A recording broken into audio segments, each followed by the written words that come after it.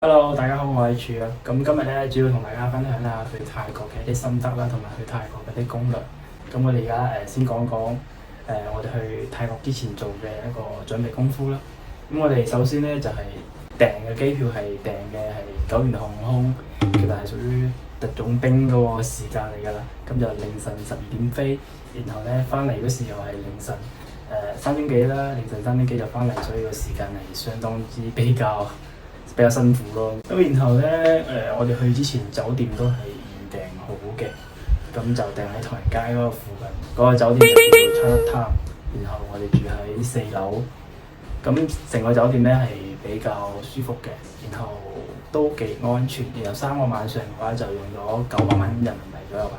咁其實咧我哋就喺國內就已經換咗1萬蚊嘅泰銖啦。其實就喺工行嗰度就可以買入外匯嘅，咁就預約時間去你指定嘅嗰個銀行去攞錢，咁大概咧就用咗1920蚊嘅人民幣吧，就可以換到1萬蚊嘅泰銖。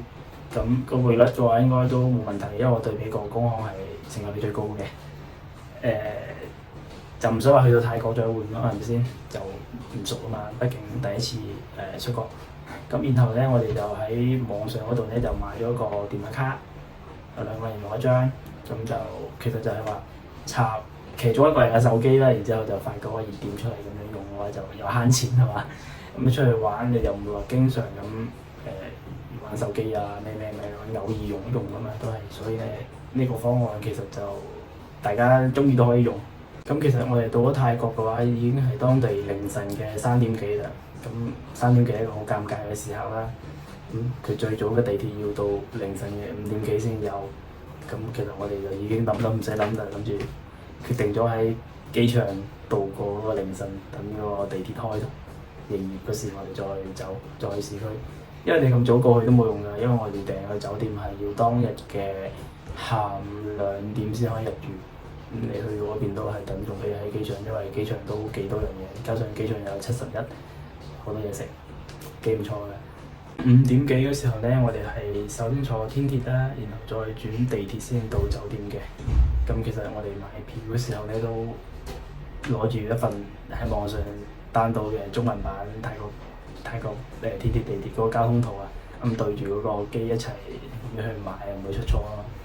咁其實喺天地一路過去，即係中轉嗰條路線啊，真係好靚，望過去嗰啲可能早上個太陽啊，真係一望無際個平原，然後又帶埋個太陽，真係都景色一流，超正嘅日出。咁而家我哋重點咁講下交通同埋個美食啦。咁我哋先講交通啦。咁其實泰國係幾塞車嘅。咁塞車嘅情況下咧，建議大家坐嗰個地鐵同埋嗰個天鐵。雖然話呢兩個換乘係幾麻煩，價錢都唔平，咁但係咧你趕時間呢兩個係最好嘅選擇嚟嘅。咁如果大家係唔趕時間嘅話，其實可以打車，打車好方便，價錢都唔貴，咁啊直達，唔係話等你兜嚟兜去啦。咁我就提前下載咗一個叫 Grab 嘅嗰個咁嘅軟件，幾方便㗎，就現金支付咯。車到嘅話就唯一嘅缺陷可能就係嗰個定位就唔係好準，所以大家喺叫網約車之前咧，一定要喺一啲比較標誌性嘅商場啊咁樣叫，會比較容易揾到你。其實咧，我哋第一日嘅話都冇話去好多個店啦，因為其實幾眼瞓下嘅，所以咧差唔多到2、3點嗰時，我哋已經返到酒店嗰度辦咗入住，沖咗個涼啦，然後休息咗一下，基本上差唔多晚上嘛，晚上我哋先至去唐人街嗰邊嘅，因為我哋酒店同唐人街好近嘅，所以我哋就好悠閒咁行過去。咁唐人街俾我感覺就好繁華啦，同埋啲霓虹燈嗰啲牌啊，好靚，幾有感覺嘅，都係打卡影相係非常之上鏡嘅。咁第二日咧，我哋就去咗玉佛寺同埋大皇宮。咁其實呢兩個景點係同一個區域嚟嘅。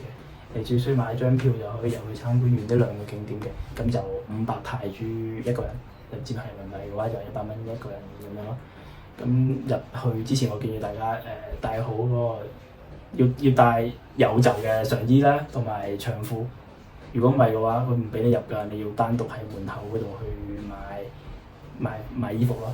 咁我就當時就係着咗個短褲，所以佢要我買條褲先可以入，就100銖左右，100銖到100 50左右，睇你點殺價。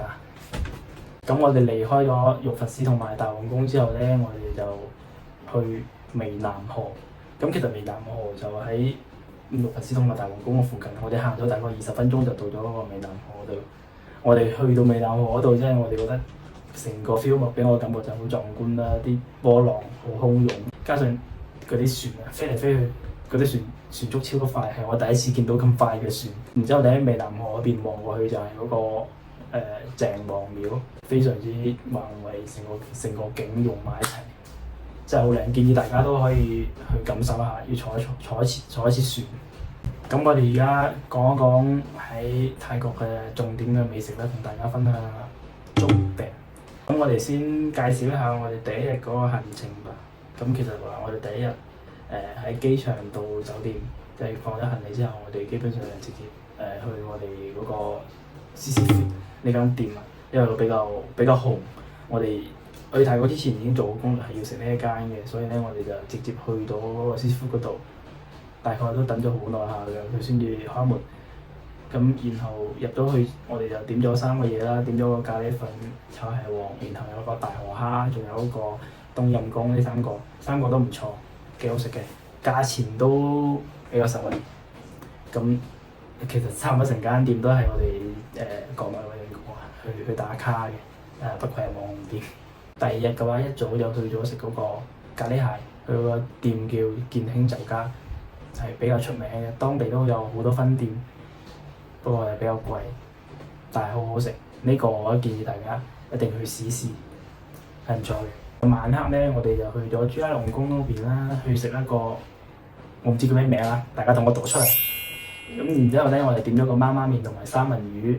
咁其實媽媽麵咧，我就覺得唔係幾好啦，可能真係食咗好多啲同質化味道嘅嘢吧。例如佢個湯底咧，就係嗰啲冬陰功嘅湯底，然後香港肉丸咧係比較柴嘅，就整體嚟講咪唔算太出彩吧。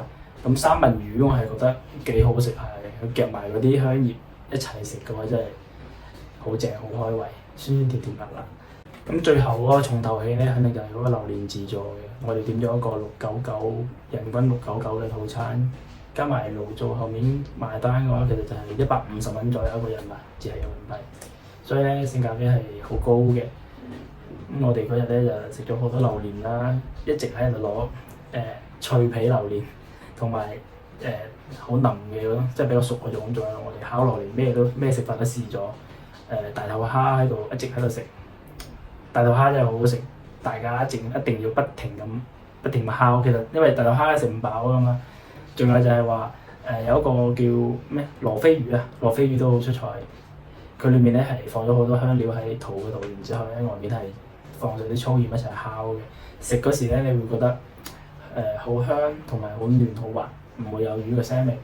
咁其實我哋嗰日咧主要都係食榴蓮啊嘛，所以咧榴蓮都已經食到60飽啦吧。